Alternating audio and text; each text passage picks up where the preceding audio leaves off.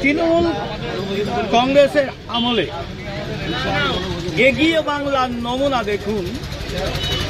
রানাঘাট 1 নম্বর ব্লকে তারাপুর অঞ্চলের গিরিশনগর গ্রামে ওখানে একটি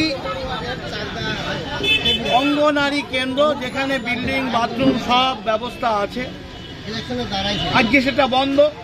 বহু ছাত্রছাত্রী ছোট যারা পড়তে যাওয়ার জন্য বহু দূর তাকে যেতে হচ্ছে। ওখানে শিক্ষক ছিল, তুলে নেওয়া হয়েছে। দীর্ঘদিন বন্ধ থাকার কারণ ওখানে ছোট শিশু শিক্ষা হচ্ছে না এবং সেই কেন্দ্রে শিশুরা ঠিকমতো খাবার দাবারও পায় না। এই যে অবস্থাটা চলছে, এগিয়ে বাংলার নমুনা।